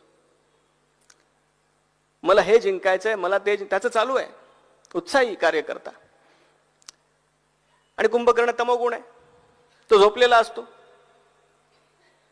विभीषण सत्वगुणी आहे. एवढ्या सगळ्या उपभोगवादी त्या लंकेमध्ये, जिथं मद्यमांस आहे, व्यभिचार आहे, सगळं आहे. हनुमंत जेव्हा लंकेमध्ये गेले, त्यांनी केलेलं वर्णन कधी आपण पाहिलं तर त्यात ते सगळं वर्णन लंकेमध्ये काय काय. पण अशा या लंकेमध्ये सुद्धा एवढ्या सगळ्या घाणीमध्ये हनुमंताचं मन ज्या एका घराच्या दिशेनं वेढलं गेलं, जिथून मधुर रामनामाचं गुंजन त्याला ऐकू आलं, ते विभीषणाचं घर होतं. किती आपल्या अवतीभोवती वादळं असतील, किती सगळं तमोगुणी अगदी निराश करणारं सगळं वातावरण असेल, तरी एक दिवा कुठेतरी जर पेटत असेल ना. आपण विचार करा, लंका पुढे भस्मसात झाली, रावणाच्या सगळ्या वंशाचा संहार झाला, पण पुन्हा जेव्हा विभीषण राज्यावर आला, त्या लंकेचा भाग्योदय झाला केवळ एका महापुरुषामुळं. म्हणून काल आपण पाहिलं ना पराशरांच्या त्या सगळ्या सूत्रांमध्ये की कुठेतरी अशी व्रतस्थ माणसं 1, 2, 4 बोटावर मोजण्या एवढी का असेनात, ही असली पाहिजेत, ही जपली पाहिजेत. रावणाला त्याला जपता आलं नाही. विभीषण रामांच्याकडे आला, तेव्हा रामायणात आपल्याला दिसतं त्याच्यावर कोणी विश्वास पण ठेवेना. ते रावणाची काही चाल असू शकते, कोणी विश्वास ठेवायला तयार नाही. भगवान रामचंद्रांच्या मनामध्ये विश्वास होता. सगळं युद्ध झालं, रावणाला मारलं. त्यानंतर जेव्हा भगवान रामचंद्र विभीषणाला लंकेचा राज्याभिषेक करण्याची घोषणा करतात, तेव्हा विभीषणानं ते राज्य भगवान रामचंद्रांच्या पायाशी ठेवलं. आपण लंकेचे राजे व्हा, हे माझं नाहीये. शेवटी भगवान रामचंद्रांनी माझा प्रसाद म्हणून हे राज्य तू घे असं त्याला सांगितलं. आणि इथून पुढे रावणानं विभीषणानं लंकेचं सोनं केलं. माझं माझं करून जमवलेली सोन्याची लंका भस्मसात होते आणि भगवंताचा प्रसाद म्हणून स्वीकारलेल्या लंकेचं सोनं करता येतं. कारण त्यात दास्य भाव आहे, अहंकार नाही आहे. जे काही माझं वैभव आहे, जे काही ऐश्वर आहे, ते माझं आहे ही भावना मनात आली की पतनाची सुरुवात आहे. आणि या परमात्म्याचा मला मिळालेला प्रसाद आहे, त्याचा फक्त मला योग्य विनियोग करायचा, या भावनेनं जो ऐश्वर्य भोगतो ते ऐश्वर्य त्याला बाधक होत नाही, ते विकार त्याला बाधक होत नाहीत. जसं माऊली म्हणतात, विषय व्याळे मिठी दिधलिया नुठी ताठी, ते तुझी गुरु कृपा दृष्टी निर्विष होय. विकारांना मारून कोण टाकू शकतो? मारून नाही टाकता येत, त्यांना निर्विष करायचं असतं. कालियाला भगवान श्रीकृष्णाने मारलं नाही, निर्विष केलं. मग तो काम आपल्याला बाधा आणत नाही, साधनेमध्ये क्रोध बाधा आणत नाही, कुणी आपल्याला हात लावू शकत नाही. विभीषणाकडून आपण तो सत्व गुण घ्यायचा. गीतेमध्ये जसं भगवान श्रीकृष्णाने सात्विक बुद्धी, सात्विक धृती, सात्विक दान, सात्विक तप सगळ्याचं वर्णन केलेलं आहे. सगळा गृहपाठ भगवंतांनी गीतेत आपल्याला दिलेला आहे सत्वगुणी होण्याचा. त्याचे आदर्श विभीषण आहेत. आणि या क्रमातलं जे अंतिम जे नाव मी ठेवलंय ते भीष्म आहेत. आपण आतापर्यंत पाहिलं, कुणी वनात राहणारे महाभागवत आहेत, कुणी महालामध्ये राहणारे आहेत. पण महालात राहून सुद्धा अगदी वनात राहणाऱ्या एखाद्या ऋषीला लाजवेल अशा प्रकारचं व्रतस्थ नैष्ठिक ब्रह्मचर्याचं जीवन जगणारे भीष्म आहेत. आणि स्वस्वीकृत, स्वतः स्वीकारलेलं आहे. प्रसंग सगळा सांगत नाही महाभारतातला, पण सत्यवतीच्या प्रेमात जेव्हा शंतनू महाराज पडले आणि या शंतनूचा पुत्र आहेत देवव्रत भीष्म, त्यांना जेव्हा हे कळलं, त्या सत्यवतीच्या पित्याकडे ते जातात, दार्शराजाकडे, आणि सत्यवतीची मागणी करण्यासाठी, आपल्या वडिलांसाठी. बरं, दार्शराज अट घालतात, राज्याचा उत्तराधिकारी माझ्या मुलीचा मुलगा झाला पाहिजे. भीष्म म्हणतात, मी राज्याचा त्याग करतो, मला राज्य नको. दार्शराज म्हणतो, पण तुझ्या मुलांनी पुढे वाद काही उपस्थित केला तर काय करायचं? भीष्म तात्काळ प्रतिज्ञा करतात, मी नैष्ठिक ब्रह्मचारी राहील. आपण कल्पना करा, भगवान रामचंद्र पित्याच्या वचनासाठी 14 वर्ष वनवासामध्ये गेले, त्यांनी स्वतः स्वीकारला होता. पण आपल्या पित्याच्या नकळत, पित्याच्या सुखासाठी भीष्मांनी महालामध्ये राहून, राजसुखांमध्ये सगळ्या राहून आजीवन वनवास स्वीकारलाय. आजीवन. त्यांना काही नकोय, पण त्या सिंहासनासाठी अखंड झटतायत. कर्तव्य बुद्धीनं, केवळ कर्तव्य बुद्धी. सुख दुःखे समे कृत्वा लाभा लाभो जया जय. व्रतस्थ जीवन कसं असावं? भीष्मांचं चरित्र आपण शेवटी यासाठी पाहतोय. आपण सगळं काही करतो, सगळं ऐकतो, सगळं वाचतो, आपल्याला कुठं पोचायचं हे आपण पाहून ठेवतो. जसं एखाद्या ठिकाणी आपण जातो, उंचावर मंदिर असतं, कुठे जायचंय आपण पाहतो, पण ते पाहून उपयोग नाही ना. कुठे जायचं हे पाहिल्यानंतर आता पहिली पायरी कुठे हे शोध घेतला पाहिजे याचा. कारण ते पुष्कळ लाख उंच असेल, पहिली पायरी कुठेतरी असेल ना जी चढायची आपल्याला. जिथं आहोत तिथे बसून तर उपयोग नाहीये. जिथं आपलं अडतं ती ही गोष्ट आहे, नियम पालन, स्वयंअनुशासन. कोणी उठून साधनेला बसवणार नाही. माझं माझं असं काही अनुशासन असलं पाहिजे. काही गोष्टींशी मी तडजोड करणार नाही हे जोपर्यंत एखादा माणूस ठरवत नाही, त्याच्या जीवनामध्ये तेज येत नाही. हे पण चालतंय, ते पण चालतंय, असं पण असतं, तसं पण. अशा माणसाला कधी काही करता येत नाही आयुष्यामध्ये. भीष्म व्रतस्थ आहेत, हे मी नाही करणार तर नाही करणार. अंबेशी विवाह करावा भीष्मानी म्हणून त्यांना गळ घातली. त्यांच्या गुरूंनी, परशुरामांनी, भीष्माने युद्ध केलं, पण आपला निग्रह बदलला नाही. नाही, माझ्या गुरूंची इच्छा होती म्हणून मी लग्न केलं. नाही, जे करणार नाही ते करणार नाही. आणि याचं फळ काय मिळालं माहितीये? धर्मो रक्षती रक्षिता. पहा, आता आपण जरा भीष्मांच्या निर्याण प्रसंगाकडे येऊ. भीष्म शरपंजरी पडलेले, सगळे ऋषीमुनी तिथे आलेले आहेत. ज्या प्रकारे भीष्मांनी आपल्या इहलोकीच्या यात्रेचा शेवट केलाय ना, आपल्याकडे एक म्हण आहे, वीर ओळखावा रणी, साधू ओळखावा मरणी. आदर्श मृत्यू आहे भीष्मांचा. भगवान शंकराचार्य ज्याला प्राण प्रयाणोत्सव म्हणतात, तो कसा असतो? तो भीष्मांच्या सारखा असतो. भीष्म शरपंजरी पडलेले आहेत, सगळे ऋषीमुनी अवतीभोवती गोळा झालेले आणि साक्षात वनमाली घनश्याम परमात्मा श्रीकृष्ण समोर उभे आहेत. आणखी काय हवंय? आणि इथं भीष्म जे भगवान श्रीकृष्णाशी बोलतात ना, ते फार लोभस आहे भागवतामधलं प्रकरण.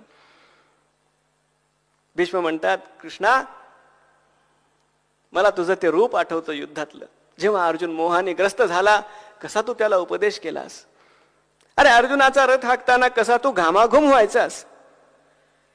अर्जुनाला वाचवता वाचवता कसं तुझ्या पण अंगाला खरचटलं होतं. कसे तू आपले केस हळूच बाजूला सारायचास, कसे आपल्या माथ्यावरचे घामाचे बिंदू तू आपल्या रेशमी शेल्यानं पुसून घ्यायचास. हे सगळं भीष्म बोलतायत. बरं, आता कल्पना करा, भीष्म आपलं सर्वस्व पणाला लावून युद्ध करतायत. युद्ध चालू आहे, पण त्यांचं लक्ष सगळं कृष्णाकडे आहे. त्याने जे वर्णन केलंय भगवंताचं, एक एका हालचालीचं वर्णन केलंय भगवंताच्या. अरे जेवढं अर्जुनाला पण आश्चर्य वाटलं, ज्याच्यावर आपल्या समोर भगवान बसलेले, इतकं अर्जुनाने पण पाहिलं नाही भगवंताकडे जितकं भीष्मांनी पाहिलंय समोरून. मनुस्मर युध्यच म्हणजे काय ते हे, त्यांची वृत्ती कृष्णाकार केव्हाच झालेली आहे. शरीर लढतंय. अशा प्रकारे जो कर्म करतो त्याला त्या कर्माचा पाश बांधत नाही. भगवंताने गीतेत हेच तर सांगितलंय. हनुमंताने सगळ्या राक्षसांचा संहार केला. त्यांना ठाऊकच नाही, सिय राममय सब जग जानी करो प्रणाम जोरी जुगपानी. असुरांना मारणं ही भगवंताची पूजाच आहे. भीष्मांचं लक्ष भगवंताकडे, आणि भीष्मांना तो प्रसंग आठवतो. असं घडलं, एकदा भीष्म एवढे चिकाटीला पेटले, असं युद्ध करायला लागले. परशुरामांना ज्यांनी युद्धामध्ये हरवलं ते भीष्म आहेत. अर्जुनाला हातात धनुष्यच धरता येईना. पंचायत झाली. बाण असे अर्जुनाच्या जवळून जायला लागले, त्याला कळे ना कुठून बाण येत आहे. अशा प्रकारे जेव्हा भीष्म लढायला लागले, भगवान एके प्रसंगी स्वतः युद्धात उतरले, रथातून खाली उतरले. महाभारतातला तो प्रसंग आहे. त्याने एक रथाचं चाक उचललं आणि भीष्मांवर ते चाक उगारून भीष्मांच्या दिशेने जायला लागले. भीष्म हात जोडून उभे आहेत, या. आणि अर्जुनानं भगवंताच्या कमरेला विळखा घातला. आणि वर्णन असं आहे, पुष्कळ फूट अंतरापर्यंत अर्जुन अक्षरशः फरफटला गेला. इतका भगवंताचा आवेश आहे, एवढा आवेग आहे. भगवान थांबत नाही. अर्जुन म्हणतो, तुझी प्रतिज्ञा केशवा. भगवंतांनी प्रतिज्ञा घेतलेली आहे, न धरी शस्त्र करी मी युद्धात शस्त्र घेणार नाही. आणि शस्त्र उचललंय.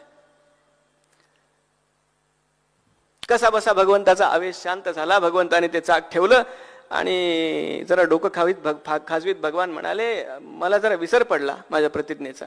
आता तो खरंच विसर पडला की स्वतःहून त्यांनी ते केलं आपण पहा. कारण भीष्मांची पण ही प्रतिज्ञा होती की केशवा, जर तुझी ही प्रतिज्ञा असेल की युद्धात मी शस्त्र उचलणार नाही, तर हा भीष्म प्रतिज्ञा करतो तुला शस्त्र उचलायला भाग पाडेल.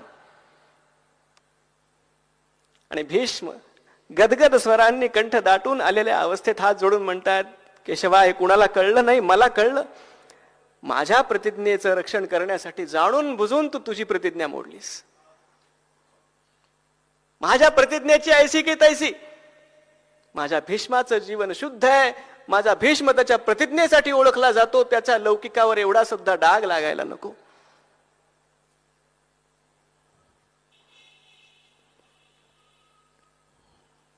हात जोडून भीष्म.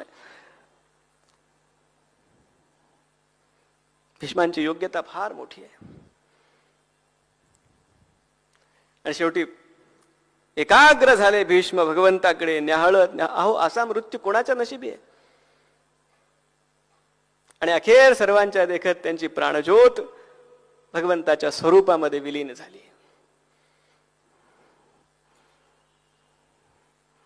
मृत्यूचा तो अंतिम क्षण, ज्याला आपल्या सगळ्या शास्त्रकारांनी अतिशय महत्व दिलंय. शुकदेवांनी सुद्धा श्रीमद भागवताची खरी फलश्रुती काय सांगितली आहे, सगळं वर्णन केलं. शेवटी म्हणतात, अंते नारायण स्मृती. शेवटी भगवंताचं स्मरण हे सगळ्या साधनाचं फळ आहे. पण शेवटी स्मरण करण्यासारखी आपली परिस्थिती असेल की नाही, हाही खरा मोठा प्रश्न आहे. भगवान गीतेत म्हणतात खरे, अंतकाले च मामेव स्मरन् मुक्त्वा कलेवरम. यः प्रयाति समद्भावम याति नास्त्यत्र संशय. अर्जुना, अंतिम क्षणी जो माझं स्मरण करतो ना, तो मला प्राप्त होतो. पण आपल्या मनातला खरा प्रश्न हा आहे की भगवंता, आमचा अंतिम काळ कुठे कसा असेल आम्हाला कुठे ठाऊक आहे? मृत्यू काय सांगून येणार आहे? कुठे अपघात होत आहेत, कुठे काही होत आहेत, काही कारण घडतायत. कुणी झोपेत दगावतो, कुणी अगदी वृद्ध झाला तरी अशा परिस्थितीमध्ये त्याला मृत्यू येतो की त्याला भानच नाहीये. त्याने कसं भगवंताचं नाव घ्यायचं? आणि मग त्यांनी जन्मभरची भक्ती केली, त्याचं असे अनेक प्रश्न आपल्या मनात येतात की नाही, याची उत्तर ज्ञानेश्वरीत मिळतात. ज्ञानेश्वरीसारखं भाष्य नाही गीतेचं, कुठेच नाही. या शंकेचं समाधान माऊलींनी केलंय बरं. माऊली म्हणतात, अर्जुना, अरे ज्याने जन्मभर माझी भक्ती केली त्या माझ्या भक्तांनी अंतिम क्षणी माझं नाव घ्यावं ही मी अपेक्षा ठेवली, तर हे काय नातं झालं भक्ताचं आणि भगवंताचं? तया देहावसान जरी पावे तई तिही माते स्मरावे, मग म्या जरी पावावे तरी उपासती ते काय असे. या नात्याला अर्थ काय राहिला? ते ऋणवय पण देखो नि अंगी, मी आपुलियाची उत्तीर्णत्वा लागी, भक्तांची या तनुत्यागी परिचर्या करी. ते ऋणवय, अर्जुना, जन्मभर त्यानं जे माझं नाव घेतलं ना, ते ऋण माझ्यावर आहे. त्या ऋणातून उत्तीर्ण होण्यासाठी तो ज्या कुठल्या अवस्थेत असेल, अरे सोड अर्जुना या शास्त्राच्या गोष्टी. भगवान सांगतात स्वतः, अग्निर्ज्योतिरः शुक्ल षण्मासा उत्तरायणम, उत्तरायणात मृत्यू आल्यावर कशी गती होते, दक्षिणायनात. अर्जुनाला भगवान म्हणतात, हे सोड सगळं, मी आपुलिया ते आपुलियाकडे सोयेची आणि. तो कुठल्या काळी त्याचा मृत्यू होवो, कुठल्या परिस्थितीत मृत्यू होवो, त्याच्या सद्गतीचा सगळा भार माझ्यावर आहे. ज्या परीक्षिताला भगवंतांनी गर्भामध्ये ज्याची रक्षा केली, तक्षक त्याला 7व्या दिवशी सर्पदंश करणारे हे सगळीकडे प्रसिद्ध झालं. गंगेच्या तीरावर परीक्षित जेव्हा पाहतायत वाट कसा माझा उद्धार होणार, त्याच दिवशी बरोबर शुकदेवांचं तिथे अवतरण झालं. भगवान असं सोडत नाही. पार्थ नैवेह नामुत्र विनाशस्तस्य विद्यते, नहि कल्याणकृत कश्चित दुर्गतिम तात गच्छति. वेळ संपत आलेली आहे, पण हे भगवंताचं वचन कायम आपण लक्षात ठेवण्यासारखं आहे.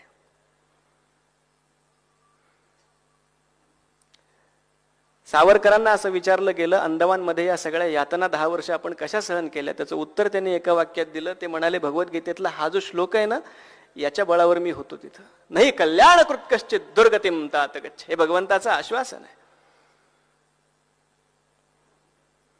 अंते नारायण स्मृती. श्रीमद भागवताचा हाच सिद्धांत आहे. अविस्मृती कृष्ण पदारविंदयो क्षिणोत्य भद्राणि शमंतनोति. अविस्मृती, स्मरणाच्या पुढची गोष्ट आहे. स्मरण तेव्हा करतो ना जेव्हा विस्मरण होतं. अविस्मृती, विस्मरणच होता कामा नये. त्याचा सगळा भार भगवंत घेतात. ही सगळी महाभागवतांची मालिका आपण पाहिली. त्या प्रत्येकाकडून आपल्याला काही ना काही प्रसाद घेता आला पाहिजे.